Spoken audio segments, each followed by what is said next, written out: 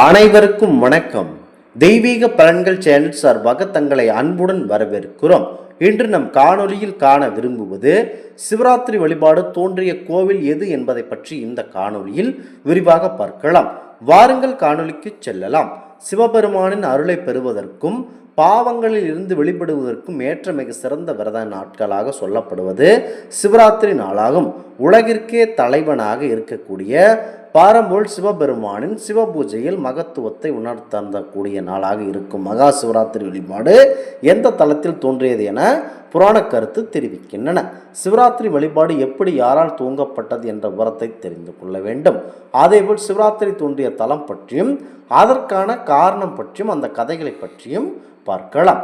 சிவபெருமானுக்குரிய முக்கியமான விரதங்கள் என்று பார்த்தால் சிவராத்திரி மிக முக்கிய விரதமாகவே பார்க்கப்படுகிறது. சிவபெருமானுக்குரிய மிக முக்கியமான முதன்மையான விரதமாக மகா சிவராத்திரி விரதத்தின் சிறப்புகளை பற்றி சொல்லாத புராணங்களே கிடையாது. சிவபெருமான் பார்வதி தேவி திருமணம் செய்து கொண்ட திருநாளையே மகா சிவராத்திரியாக கொண்டாடுகிறோம் என அனைவருக்கும் தெரியும். ஆனால் இந்த நிகழ்வு எங்கு நடைபெற்றது, மகா சிவராத்திரி விரதம் வழிபாடு தோன்றிய தலம் எது என்பதை பற்றி தெரிந்து கொள்ளலாம். வாருங்கள். மகா சிவராத்திரி தோன்றியது திருவண்ணாமலை கோவிலில் தான் என்பது பலருக்கும் தெரியாத உண்மையாக பார்க்கப்படுகிறது. இந்த நாளில்தான் கோடிக்கணக்கான கோடி சூரிய பிரகாசத்துடன் பாரம்போல் சிவபெருமான் லிங்க வடிவில் திருவண்ணாமலையில் தோன்றினார் என புராணங்களில் குறிப்பிடப்பட்டுள்ளது. விஷ்ணுவுக்கும் பிரம்மாவுக்கும் தங்களில் யார் பெரியவர் என்ற சண்டை ஏற்பட்ட போது அவர்களது சண்டையை தீர்த்து வைக்குமாறு தேவர்கள் அனைவரும் சிவபெருமானிடம் முறையிட்டனர். அதனை ஏற்ற சிவபெருமான் மிகப்பெரிய நெருப்பு பிழம்பாக விஷ்ணு பிரம்மா இருவர் முன்பும் தோன்றினார். அந்த நெருப்பு பிழம்பு மண்ணுக்கும் விண்ணுக்கும் பரவி மிக பிரம்மாண்டமாக காட்சி தந்தது. அதுவே மிக கோரமான காட்சியாகவே இருந்தது. அடிமுடி காண முடியாத ஜோதி பிழம்பாக தோன்றியது ஈசனின் செயலாகத்தான் இருக்கும் என்பதை உணர்ந்த விஷ்ணு தனது முயற்சியை கைவிட்டுவிட்டு திரும்பி வந்தார். ஈசனை வணங்கினார். அடுத்ததாக அவரிடம் இருந்த ஆணவம் காணாமல் போய்விட்டது. ஆனால் பிரம்மாவிடம் இருந்த அகந்தை மட்டும் நீங்கவில்லை. உயர பறக்க முடியாமல் சோர்வடைந்து திரும்பிக் கொண்டிருந்த பிரம்மா ஒரு தாளம்பூவை பார்த்தார். அந்த தாளம்பூ பரம்பல் சிவபெருமானின் முடியிலிருந்து விழுந்து பல நூறு யுகங்களாக கீழே வந்து கொண்டிருந்ததை பிரம்மா அறிந்தார். நெருப்பு பிழம்பின் முடியை தான் கண்டதாக பொய் சொல்ல வேண்டும் என்று அந்த தாளம்பூவிடம் பிரம்மா சத்திய பிரமாணம் செய்து கொண்டார். தாளம்பூவும் அதற்கு சம்மதம் தெரிவித்தது. தரை இறங்கியதும் தாளம்பூ பொய் சாட்சி சொன்னதும் கோபப்பட்ட சிவபெருமான் நெருப்பு பிழம்பில் இருந்து வெடித்து கொண்டு லிங்க வடிவில் வெளியே வந்தார். விஷ்ணுவுக்கும் தேவர்களுக்கும் கேட்ட வரங்களை எல்லாம் கொடுத்த சிவபெருமான் பொய் சொன்னதற்காக பிரம்மாவுக்கு பூமியில் கோயில்கள் இல்லை என்றும் தாளம்பூவை பூஜைக்கு தகுதியற்ற மலராய் நீ இருப்பாய் என சாபமிட்டார்.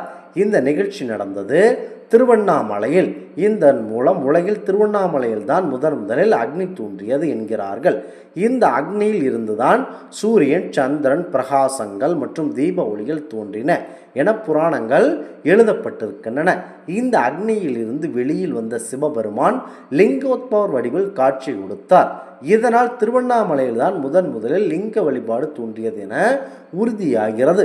மாசி மாத சிவராத்திரி என்று இந்த நிகழ்வு நடந்ததால் அது மகா சிவராத்திரி என்று சிறப்பித்து கூறப்படுகிறது. ஆக மகா சிவராத்திரி தோன்றிய தலம் என பார்த்தால் திருவண்ணாமலையே ஆகும். திருவண்ணாமலையில் இருந்துதான் லிங்கோத்பவர் வழிபாடும் மகா சிவராத்திரி கொண்டாட்டமும் மற்ற தலங்களுக்கு பரவியது என கூறப்படுகிறது. குறிப்பாக சிவராத்திரி நாட்களில் விரதம் இருக்க முடியாதவர்கள் அன்று முழுவதும் சிவனின் துதிகளை சொல்லியும் சிவன் கோவிலுக்கு சென்று அவ்விரதத்தை கழித்தும் சிவனை வழிபடலாம். சிவராத்திரிக்கு மறுநாள் சிவபுராணம் படித்தோ அல்லது கேட்டோ பகல் பொழுதை கழிக்க வேண்டும். பிறகு மாலை நெருங்கியதும் மாலை அனுஷ்டானங்களை முடித்து அன்றிரவு எதுவும் உண்ணாமல் இருந்து உறங்க வேண்டும். சிவராத்திரி தினத்தன்று முழு உபவாசத்தை கடைபிடித்தால் எம்பெருமான் வாழ்நாள் முழுவதும் காப்பாற்றுவதுடன் மகிழ்ச்சியையும் வாழ்வில் முன்னேற்றத்தையும் அளிப்பார் என்பது ஐதீகம். இதனை தவிர மகா சிவராத்திரி விரதம் இருப்போருக்கு நற்கதி கிடைப்பதுடன் இப்பூத மனித உடலில் பிறந்த பின் சொர்க்கத்தையும் இறைவன் அளிப்பான் என்பதே பின்னணியின் தத்துவம். இப்படி 24 வருடங்கள் சிவராத்திரி விரதம் இருந்தால் அவர்கள் சிவகதி அடைவார்கள். அத்துடன் அவர்கள் 21 தலைமுறைகளும் நற்கதி அடைந்து முக்தி அடைவதும் சத்தியம் என புராணங்கள் கூறுகின்றன. இந்த ஆன்மீக தகவல் உங்களுக்கு பிடித்து இருந்தால் தெய்வீக பலன்கள் சேனலை கண்டிப்பாக சப்ஸ்கிரைப் செய்து கொள்ளவும். மீண்டும் ஒரு நல்லதொரு காணொளியில் உங்களை சந்திக்கிறோம். நன்றி, வணக்கம்.